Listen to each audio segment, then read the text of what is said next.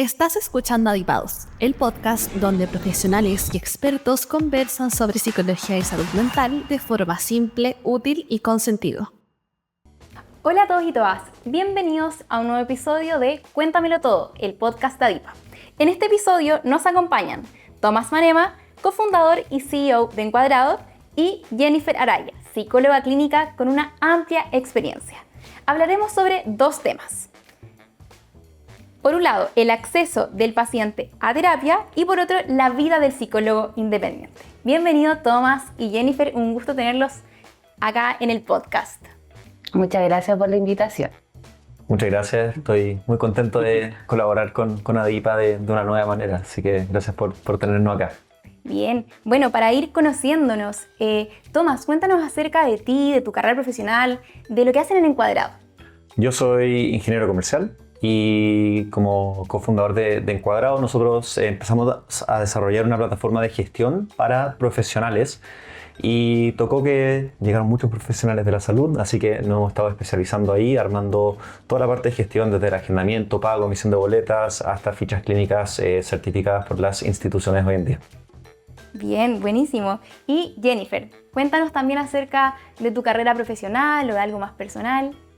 Bueno, yo trabajo especialmente como psicóloga infanto-juvenil, trabajo de manera particular y también me dedico hace muchos años a la docencia.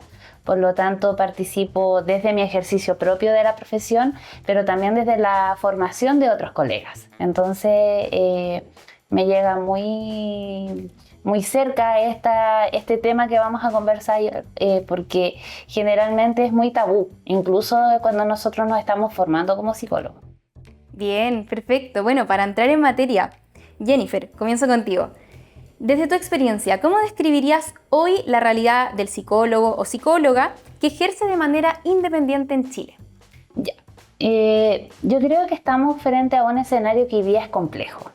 La cantidad de psicólogos que están disponibles, por decirlo de alguna manera, es amplia. Hay una gran competencia profesional y eso por supuesto que asusta de alguna manera, sobre todo cuando uno está recién titulado, por ejemplo. Porque sabemos que es una alta competencia, por decirlo de alguna manera. Creo que eso también nos obliga a nosotros como profesionales tomarlo como con responsabilidad y desde lo ético también como de especializarnos. Entonces, si bien hoy día las universidades nos permiten salir como profesionales para entregar servicios de salud, creo que en eso también va acompañado a esta necesidad de especializarse. Entonces, es un proceso como de formación continua. Sí, exacto.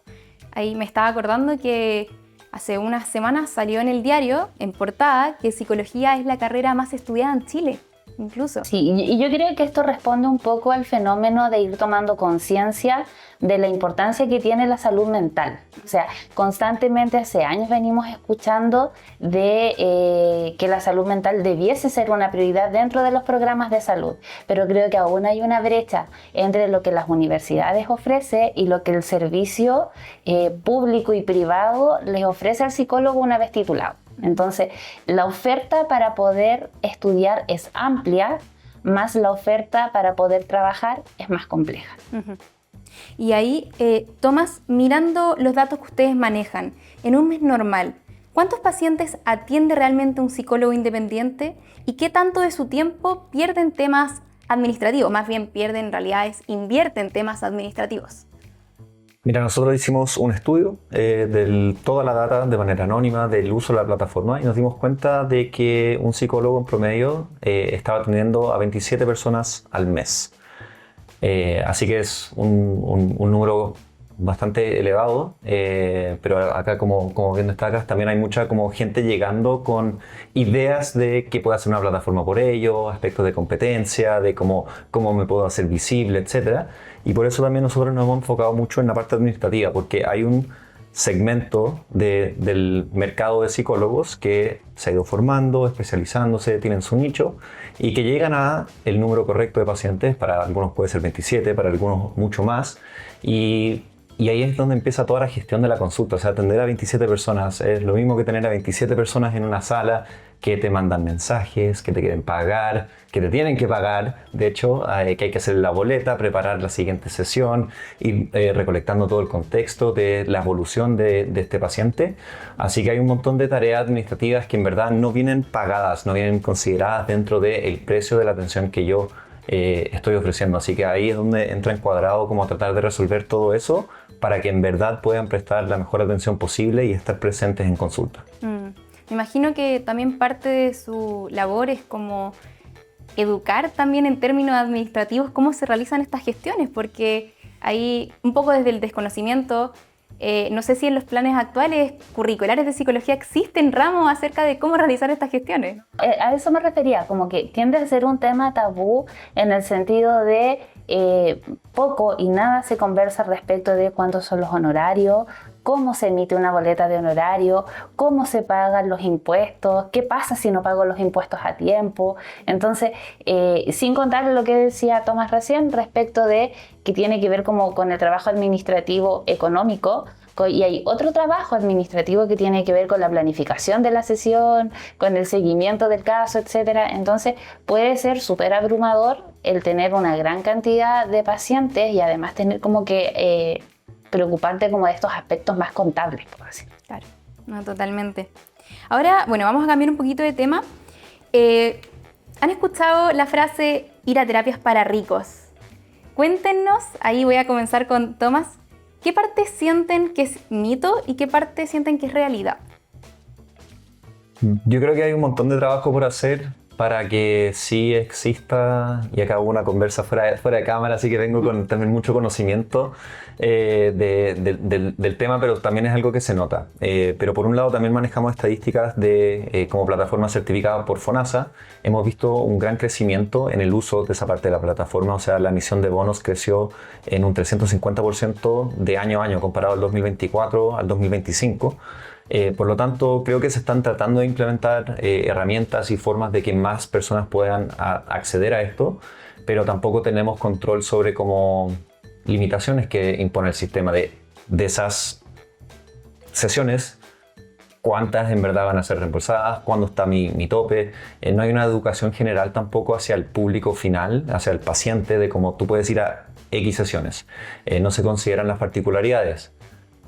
Yo necesito X sesiones, está verificado por la persona que es especialista que está llevando mi caso, y ahí es donde también empiezan a bajar los niveles de atención, la gente se tiene que ir porque ya realmente no lo puede pagar.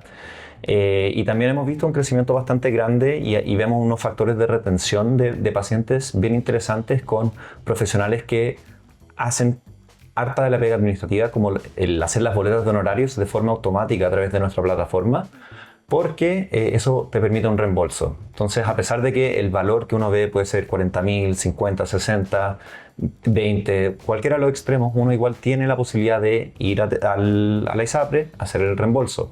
Nosotros hemos creado esa experiencia para que también sea automática, para disminuir la carga cognitiva o factores administrativos de los pacientes, pero quienes emiten boleta automáticamente o reciben o las reembolsan, tienen una tasa bastante grande de si siguen o no en el proceso. O sea, el 69% de las personas que no lo tienen, no continúa, versus la retención con alguien que sí tiene esa parte activada, llega a ser como del 90%. Wow. O sea, podríamos decir que es un factor clave.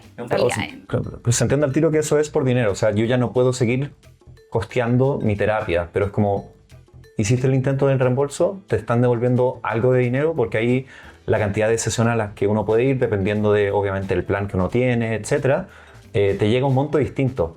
Y eso significa, puedo ir a una sesión más o las 3 más que faltan en el proceso que estableció mi terapeuta. No, claro, totalmente. Y ahí, Jennifer, ¿qué nos podrías contar tú acerca, desde la perspectiva de psicología, respecto a este mito? ¿Ir a terapia es para ricos? Ir a terapia no es para ricos. Ir a terapia es una necesidad que, más allá del estrato social donde podamos estar ubicados, la salud mental es universal. Todos necesitamos sentirnos bien. Acá no tiene que ver con si lo necesito o no, es lo que decía Tomás recién. ¿Puedo costearlo? ¿Puedo sostener esto en el tiempo?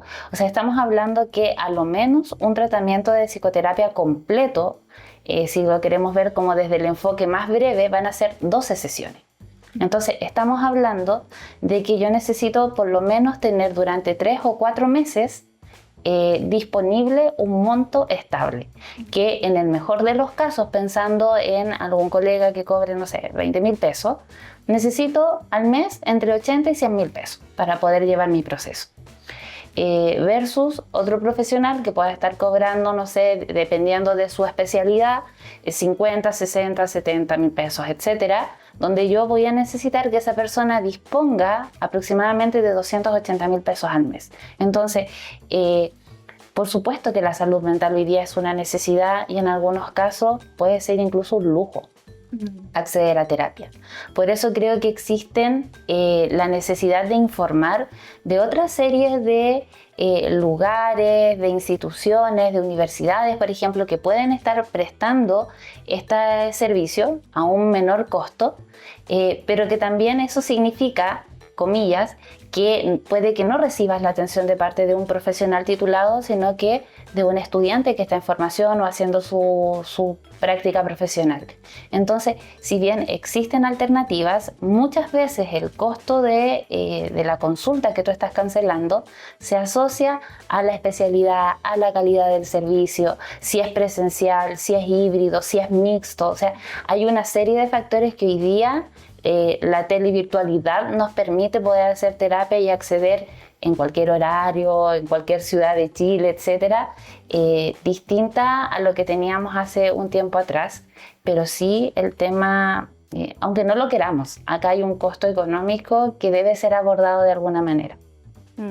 Sí, exacto. Yo creo que debe ser abordado y debe ser priorizado también. Como tú dices, finalmente poner la salud mental en primer lugar. Mira, de alguna manera, si bien se ha avanzado en términos de políticas públicas, esto de la salud mental, por ejemplo, de que hay algunas enfermedades o trastornos patológicos que están cubiertos con la garantía estatal de salud, o la ley TEA que salió ahora también, donde de alguna manera se intenta garantizar estos accesos a la salud y los tratamientos. Si bien se ha hecho un esfuerzo desde lo escrito, sí queda de manifiesto la necesidad y la buena intención. Ahora, en lo práctico todavía nos encontramos con temas muy burocráticos, por ejemplo, para poder acceder a ser un profesional que presta servicios desde FONASA, por ejemplo. O profesionales que trabajan en el servicio público como el COSAM, los CEFAM o estas instituciones públicas donde hay atención psicológica, están muy de alguna manera, ¿cómo se dice? Como coartados en la libertad de elegir cuánto tiempo va a durar la sesión, qué tipo de terapia van a hacer, cada cuánto tiempo le van a citar al paciente. Sabemos que para que sea como relativamente bueno un tratamiento tienen que ser encuentros semanales, pero en estos servicios públicos encontramos que en el mejor de los casos lo citan una vez al mes. Entonces, se necesita avanzar todavía para que esto sí pueda ser como de un acceso más universal. Claro. Sí, totalmente. Otra cosa que me gustaría agregar es que pienso que también la terapia, o sea, ir a terapia es para personas informadas. O sea, estamos hablando ahora de que hay muchas alternativas. Si bien el sistema tiene que seguir avanzando, pero uno como paciente también debe informarse acerca de sus planes de salud, de lo que ofrece FONASA, de todas las plataformas que hay disponibles, de encuadrado, de realidad. Yo creo que también pasa por ahí. Es que en el fondo son responsabilidades compartidas. Exacto, muy buena frase, sí. Y bueno, pasando también a otra pregunta, Tomás, ¿cuánto está cobrando hoy en promedio un psicólogo o psicóloga independiente y qué lecturas haces de ese valor? Mira, yo las lecturas que hago es la persona que contrata Encuadrado tiene un nivel de experiencia. O sea, también llega gente con cero experiencia que viene con todas las ganas y la disposición a hacer crecer su consulta. Y ya vienen con como el problema de me está costando demasiado administrar mi consulta. O sea, tienen a sus pacientes, están tratando de resolver otros problemas. Entonces, igual son personas que vienen con una noción de un precio distinto, donde están valorizando lo que es los años de experiencia ya, formaciones que están realizando, etcétera. Así que igual está muy por encima del valor promedio que se ve por psicología, pero está en torno a los 30 y altos mil pesos. Perfecto. Y Jennifer, muchos profesionales eligen atender por FONASA, hablamos de esto anteriormente, para ser más accesibles, pero se dice que ganan mucho menos. ¿Cómo se vive esa diferencia en la práctica y qué tanto afecta la estabilidad del terapeuta? Efectivamente, hay una diferencia significativa entre lo que comenta, por ejemplo, Tomás recién, entre un colega que puede estar cobrando en promedio 35.000 pesos, donde recibe los 35.000 pesos netos, por decirlo de alguna manera, versus alguien que está trabajando con un bono de FONASA, donde va a recibir aproximadamente, casi 15.000 pesos. Entonces, efectivamente, para poder de alguna manera compensar el nivel de ingreso, implica que tiene que atender a muchísimas más personas para poder tener en el fondo un ingreso fijo. Y por supuesto que de alguna manera eso va causando cierta precarización en el trabajo o incluso en la no valorización que se hace hoy en día del trabajo del psicólogo. De alguna manera, se exige socialmente o es esperable que socialmente exista esta vocación de servicio de parte de los profesionales de la salud, donde de alguna manera creo que se desconoce un poco esta preparación profesional, donde hay ciertas capacitaciones constantes, especializaciones. También un psicólogo debe hacerse sus propias supervisiones y supervisar ciertos casos, y eso tiene un costo. Entonces, por supuesto que creo que debiese de alguna manera generarse una mixtura para poder compensar entre hacer aranceles diferenciados, atender por FONASA, poder tener un valor estándar, por decirlo de alguna manera, porque además trabajar constantemente como un profesional independiente es una incertidumbre constante.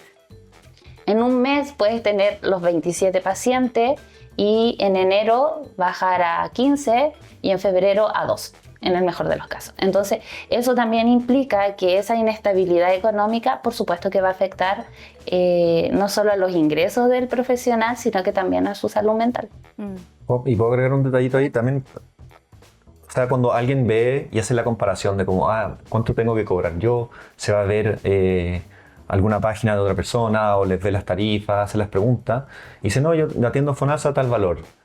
Pero después esa persona dice como, para yo tener más pacientes tengo que cobrar más barato. Entonces se están precarizando aún más la profesión, tratando de buscar el ajuste como si FONASA cobra este monto y si yo lo bajo un poquito más, no sé, 2.000 pesos, 5.000 pesos, voy a tener más pacientes también.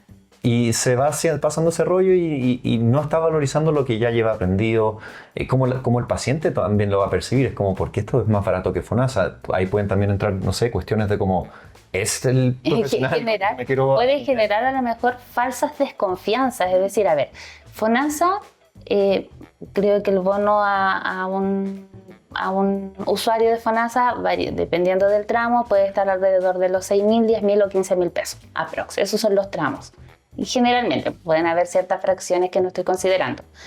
Y si yo comparo eso con otro profesional que cobra 25, otro que cobra 35, uno que cobra 40 y uno que cobra 60, uno dice, ¿y por qué hay tanta diferencia? Porque dentro de la misma profesión nosotros nos encontramos con valores que se duplican, que incluso se pueden hasta quintuplicar, porque sabemos que hay colegas que por distintas razones y la libertad económica todo lo permite, pueden estar cobrando 10.000 pesos. Otros que por sus especialidades y sus años de experiencia van a estar cobrando 50.000 pesos. Y eso también para los usuarios debiese ser un factor que yo considero al momento de elegir al psicólogo. Creo que por mucho que uno tenga ciertas recomendaciones o que te vayan poniendo estrellitas en estas plataformas, la decisión o el vínculo que se va a crear con ese profesional es muy personal, más allá del valor que te está cobrando en la consulta, pero no deja de ser un factor importante al momento de decidir cuánto puedo costear, por cuánto tiempo yo puedo mantener este tratamiento. Y hay veces en que hay profesionales que teniendo tarifas más altas y ya necesitan, en el fondo le quedan pocas sesiones, pero ya su paciente no tiene la posibilidad de seguir pagando lo mismo, hacen ciertas adecuaciones, pero eso se debe al vínculo que hay de años de trabajo con ese paciente. Entonces hay muchos factores que uno debe considerar en este proceso de acceder a un proceso de psicoterapia. No es lo mismo una consulta por un diagnóstico que por un proceso terapéutico, que son, como les decía recién, mínimamente 12 sesiones. Claro, no, totalmente. Y me gustaría retomar también otro tema relacionado a la incertidumbre que vive el psicólogo independiente, que de hecho lo hablamos en otro episodio del podcast, sobre la continuidad del paciente en ciertos periodos del año. Por ejemplo, en verano, en fiestas de fin de año. También yo creo que eso es súper importante tocarlo. Entonces ahí te voy a dar la palabra, Jennifer, para que también hablemos sobre eso. Porque claro, vive incertidumbre, pero ¿se tienen que preparar los psicólogos y psicólogas para esas fechas también? ¿Será importante? Bueno, lo conversábamos recién fuera de cámara. No solo es en febrero, que decíamos es el peor mes del año, sino que también es en estos periodos de fiestas donde hay ciertas inversiones que uno hace en 18 de septiembre, en Navidad, en Año Nuevo, etc. Y por supuesto que eso afecta al bolsillo del usuario y del profesional. Entonces, ahora que nosotros sabemos que estos meses son más críticos, sí debiese de haber como una preparación en términos de buscar alternativas, de mantener el tratamiento, de que no sean como que no se aborte la misión terapéutica, sino que en el fondo que sea una pausa, que sea conversada con el fin de poder retomar. Porque decíamos, no todos los que desertan en febrero vuelven en marzo. Entonces, y eso también va generando de alguna manera una falsa sensación de que estoy sano, porque me siento bien, pero sabemos que lo hablábamos también en otros episodios, que se debe retomar hasta que exista la alta terapéutica en el fondo. Entonces, sí hay como que considerar esto durante distintas épocas del año. Para planificar, yo creo que también vacaciones, o sea, si uno en verdad entiende sus números, como yo tengo tantos pacientes y esto es lo que ocurre, y no tengo ni una otra salida, quizás también uno se tiene que planificar en torno a lo que le está diciendo su paciente. O sea, si todos se van de vacaciones en febrero, yo creo que lo más lógico también podría ser como planificar en torno a eso, dar los meses de anticipación de como, oye, yo en febrero me tomo mis vacaciones y quizás tratar de armar el vínculo de esa manera. O sea, ese fue como el fin de nosotros haciendo todo este informe, fue como démosle a la gente información para que también puedan tomar decisiones como estas, porque el trabajo de un psicólogo es agotador. Y llega el punto en que, no sé, yo creo que tú puedes hablar mucho mejor que yo de esto, pero ¿cómo voy a dejar a mis pacientes los sentidos de culpa, esas cosas que pasan? Pero si uno no tiene esa información a mano, de como ya, en verdad mi consulta se va a 0 en febrero, o ya, se quedan 2 pacientes, ¿cómo uno no va a poder tener la conversación y armar la planificación y dejar quizás sesiones más cargadas hacia adelante? Ver temas de pago y esas cosas después, dependiendo del presupuesto, o ya dejar todo el proceso agendado con la expectativa lista para cuando tengan que retomar todo a fines de febrero, a principios de marzo. Qué importante, Tomás, lo que mencionas, y qué importante también que ustedes tengan esa data, y que finalmente, tal como dices tú, que el profesional planifique su consulta. Exacto. Así que bueno, pasamos a la siguiente pregunta. Voy a comenzar contigo, Tomás. Pensando en los profesionales que están recién egresando, se entiende que varios cobren menos al inicio. ¿Cuál es el punto en que bajar el precio deja de ser accesibilidad y pasa a ser precarización, como comentó Jennifer? Esta pregunta es difícil porque yo creo que al principio uno entra con, obviamente, todos los no tengo experiencia, ¿quién me va a contratar a mí? Tengo que ganar la experiencia. Él pasa lo mismo buscando trabajo. O sea, no me quieren contratar porque piden mínimo 1 año, 2 años y es como, pero recién salí. Y ahí es donde yo creo que uno empieza a buscar como los atajos de como, ay, si bajo el precio y si veo a esta persona que cobra tanto y tiene FONASA y si yo voy más abajo, donde yo creo que ya tocamos bastante ese tema, donde sí está como perjudicando, yo creo que la experiencia para ambos lados, el profesional y el paciente. Entonces ahí uno es donde yo creo que más que nada tiene que ser estratégico, como ¿cuál va a ser mi rumbo, mi siguiente paso? Obviamente quiero seguir creciendo, formalizándome en algo, irme a un nicho, entender bien a quién voy a poder atender yo si es que me quiero ir por un lado más social, ahí es donde uno tiene que ir viendo los precios. Si me quiero ir por otro lado más de consulta privada y ir creciendo por ese lado, también ir considerando eso. Y hoy existen todos los parámetros para hacer las comparaciones de precios y uno llegar a un valor de mercado. A pesar de que los valores de psicología no los fije el mercado, per se igual los fija el mercado a nivel macro, con lo que hace el resto. Entonces yo iría como por esos consejos. Igual hay que preguntar, igual es una buena conversación a tener, pero más que nada es como qué quiero hacer yo con mis siguientes años de vida. No quizás no toda tu carrera y los próximos 10 años, pero los próximos años que te van a solidificar quizás por alguna especialización y lo que quieres seguir haciendo, y ya no es con eso tomar en cuenta el factor valor de la consulta y el valor hora. A mí me gustaría también agregar algo que me parece súper interesante, además como de este como pensamiento estratégico. Creo que también es importante para los nuevos profesionales que están saliendo, que tienen que ver con la autovaloración de su trabajo y de su profesión. Hoy día no todo tiene que ver con esto de me da miedo cobrar, es que no sé cuánto cobrar. Entonces comienzan sin darse cuenta como a caer en un desmedro de la profesión. El reconocimiento de que son profesionales de salud, que tienen a lo menos 5 años de estudio, que probablemente muchos de ellos han tomado algún curso, algún diplomado, algún seminario, etc. Y eso tiene un costo. Y en la medida en que nosotros como profesionales, como gremio, por decirlo de alguna manera, vayamos valorando y vayamos peleando nuestro espacio de decir, ¿sabes qué? La salud mental es necesaria. La salud mental es una prioridad. Abramos los espacios, exijamos ciertas políticas públicas, movámonos, por decirlo de alguna manera. Puede ser incluso más satisfactorio y más provechoso que solo bajar los precios a costa de su propia salud mental. Porque en el fondo, lo que hablábamos hace un rato, para yo poder de alguna manera equiparar la renta, que para mí sea poder de alguna manera sustentar con ese sueldo prácticamente que me estoy armando, ¿cuántos pacientes tendría que atender yo al día para poder tener un ingreso más o menos estable? Entonces, mi llamado es un poco a valoremos nuestro trabajo, abramos el espacio de reconocimiento de nuestra profesión, de la importancia que tiene y que no finalmente no se trate como constantemente de esta falacia de la vocación del servicio público, casi que del voluntariado. Es una profesión y creo que también debemos pelear como el espacio para que se valore así. Sí, ese es un muy buen cálculo, el como cuánto, porque acá estamos hablando de personas que quieren, no, pero más que eso, que quieren el camino independiente. Ah, claro. Entonces tu alternativa es emplearte. ¿Cuánto puedes ganar al otro lado? Esto, apunta a eso. O sea, empata el mercado, consolida un poco la experiencia, ya la costumbre.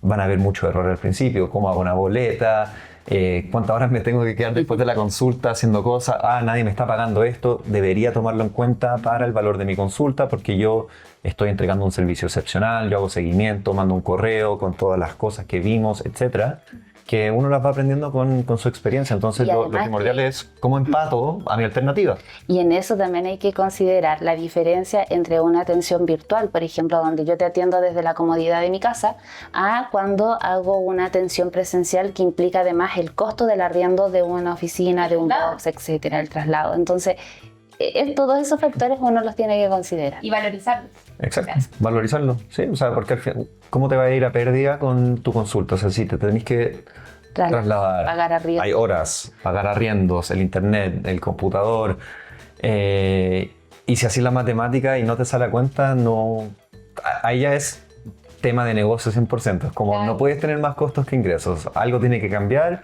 quizás hay que volver y decir como ya, mira, ¿sabes qué? Voy a atender online, voy a tener una pieza dedicada en algún lugar, como tratar de cambiar el formato hasta que uno lo pueda estabilizar, entienda un poco mejor todos los costos invisibles involucrados, que lamentablemente creo que nos están enseñando hoy por hoy, entonces uno tiene que tomar eso en cuenta y decir como este es el valor y el costo real de mi hora y esto es lo que estoy realmente ganando.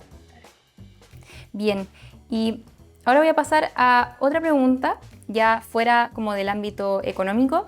Existe un alto porcentaje de personas que necesitan terapia pero no llegan a la consulta. Además del factor del precio, ¿qué otras barreras clínicas o sociales ustedes detectan? Y voy a comenzar con Jennifer. Yo creo que afortunadamente esa visión ha ido cambiando. Hasta hace una década atrás, me atrevería a decir, todavía se escuchaba frecuentemente esto de decir, yo no voy a ir al psicólogo porque no estoy loco. ¿Y por qué le tengo que contar mis cosas a alguien que no conozco, por ejemplo? ¿Y por qué yo tendría que confiar en esa persona, etcétera? Y había también mucho de desconocimiento y de prejuicio respecto al psicólogo porque era visto como una debilidad. Porque todavía el ir al psicólogo se entendía como algo que había que arreglar o que había que reparar, que había que solucionar de alguna manera. Y si bien eso hoy día puede ser así dentro de un proceso terapéutico donde reelaboramos o resignificamos muchas cosas, también se entiende como que puede ser un proceso preventivo. Entonces, entender hoy día que acceder a psicoterapia ya no está cargado del prejuicio social que existía antes, creo que se ha avanzado en esa línea, pero aún falta de alguna manera esto de priorizar la salud mental y accederlo. Yo creo que hoy día hay dos cosas que pueden estar influyendo en el tema de acceso a psicoterapia. El primero, que ya lo hemos hablado largamente, que tiene que ver con lo económico. El segundo, que tiene que ver con el aceptarlo como una necesidad, que tiene que ver como con este primer paso. Y me gustaría agregar otro punto que tiene que ver con las rutinas que nosotros tenemos. El tiempo nos come. Entonces, entre los traslados de mi casa al trabajo, del trabajo a la casa, que algunas personas tienen 2 trabajos, los hijos que tengo que cuidar en la casa, las tareas, etc., ¿a qué hora me doy el espacio para mí? Entonces, es como casi cuando uno va al nutricionista y te dice, no, es que tiene que ir al gimnasio. Y uno dice, ¿ya qué hora? ¿Ya? Entonces, y tiene que ver con eso, justamente, es una actividad, la actividad física, el proceso terapéutico, son actividades de autocuidado, pero todavía nos falta culturalmente darnos ese espacio del autocuidado, porque muchas veces asociamos el autocuidado con hacer dieta e ir al gimnasio. Pero eso es una parte que tiene que ver con el autocuidado físico, pero el autocuidado mental es como que todavía estamos un poco al debe. Ahí, Tomás, ¿te gustaría agregar algo acerca de sus datos? ¿Cómo lo ven ustedes desde Encuadrados? Yo te iba a decir que también va por la línea estratégica de cómo conocer a quién estás atendiendo, porque justo con los tiempos de traslado, si tus pacientes tienen que estar en la oficina a cierta hora y terminar a cierta hora, tú no puedes ofrecer horarios en los horarios de oficina, o sea, no va a funcionar. Entonces uno ir haciendo los ajustes también es como, ¿puedo ofrecer horario antes de las horas de trabajo de las personas a las que yo quiero atender o después? ¿Dónde van a tomar el espacio? O sea, si van a tener que hablar cosas en privado y el único lugar es en la casa donde están los hijos, pareja, ¿va a ser un espacio como donde pueden decir todo y hacer su proceso? Probablemente no. Así que también yo diría que es más como por el lado estratégico de como conocer bien quién está al otro lado, ver si hay algunos patrones entre esas personas y ir haciendo los ajustes. Casos particulares que yo conozco de personas que atienden mucho en el extranjero, o sea, solamente se dedican a atender a personas que se van de su país. Entonces tienen pacientes en Nueva Zelanda, en Alemania, ya parten con 12 horas de diferencia. Entonces estos profesionales lo que hacen es hacer ajustes. Voy a dormir hasta tarde, sin culpa, porque en verdad mi paciente no puede hasta mucho después y yo tengo que tener esas horas disponibles más tarde. Entonces van haciendo los ajustes de estilo de vida y todo eso para que también existan como estas posibilidades de yo soy alguien que quiero ir al psicólogo, pero no hay nada que no te ajuste a mí. Claro, exacto. Vamos. Totalmente. Yo creo que la pandemia ayudó un montón en eso por temas de como traslado. O sea, cuando Encuadrado empezó a crecer mucho fue justamente con las citas online y también si uno lo lleva un paso más allá la gente también tenía mucho más tiempo.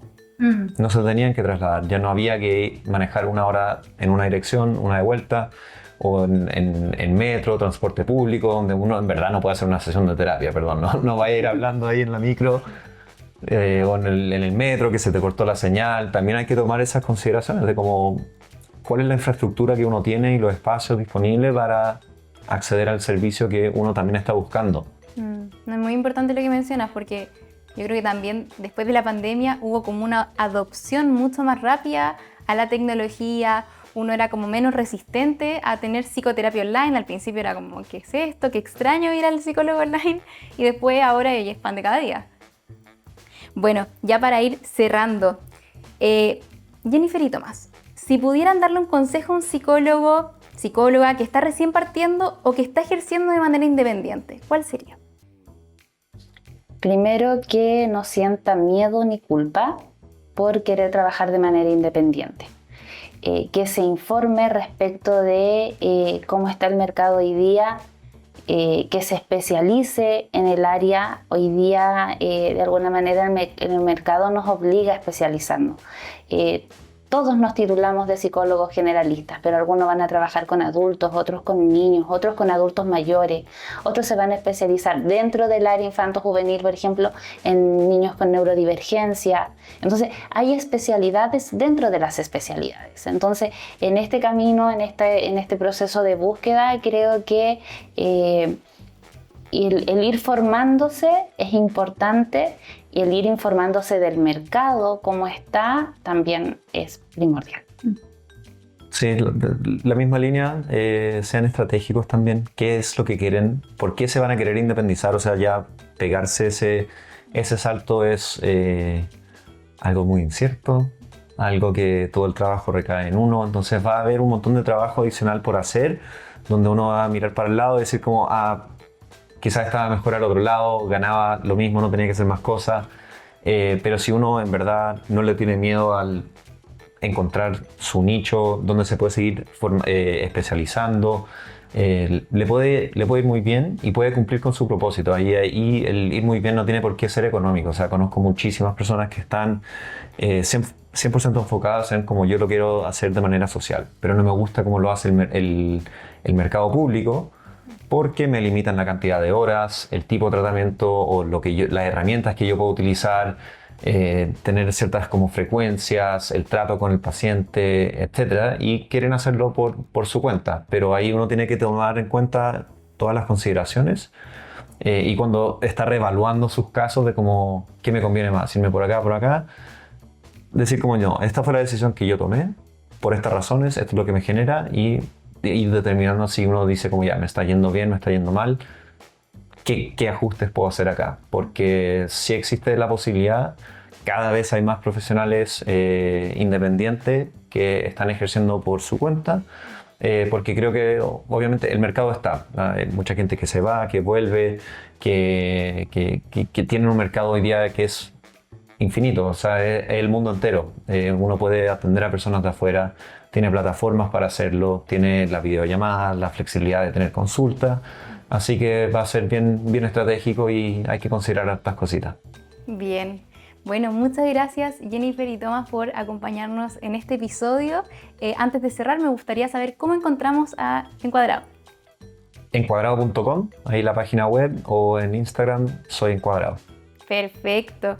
Bueno, sin nada más que agregar, muchas gracias por estar hoy, muchas gracias también a todos por escucharnos y nos vemos en un nuevo capítulo de Cuéntamelo Todo, el podcast de Adipa. Recuerden que pueden seguirnos en todas nuestras plataformas, así como en Spotify, YouTube y nadipa.cl/adipados para no perderse ningún detalle de los próximos capítulos.